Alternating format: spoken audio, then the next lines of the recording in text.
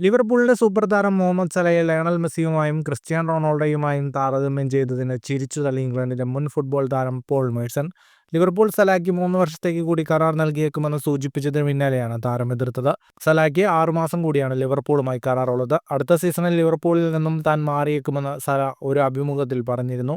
കരാർ പുതുക്കുന്നതിനെക്കുറിച്ച് സംസാരമൊന്നുമില്ലാത്തത് കാരണമാണ് സല പുതിയ ക്ലബിനെക്കുറിച്ച് ആലോചിക്കുന്നത്. എന്നാൽ ലിവർപൂൾ 3 വർഷത്തെ കരാർ സലായ്ക്ക് നൽകുമെന്ന് സ്കൈ സ്പോർട്സ് അവതാരകൻ ക്രിസ് ബോയ്ഡ് പറഞ്ഞു. ഇതിനെതിരെയാണ് മേഴ്സൺ വാദിച്ചത്. നിങ്ങളെന്താണ്, തമാശ പറയുകയാണോ? ഇപ്പോൾ സലായ്ക്ക് 33 വയസ്സാവാറായി. 3 വർഷം കഴിയുമ്പോൾ 36 ആകുമെന്നായിരുന്നു മേഴ്സൺ വാദിച്ചത്. എന്നാൽ ഇതിന് മറുപടിയായി അവതാരകൻ മെസ്സി, റൊണാൾഡോ എന്നിവർ 30 വയസ്സിന് ശേഷം കളിക്കുന്നതിനെ പറ്റി പറയുകയായിരുന്നു.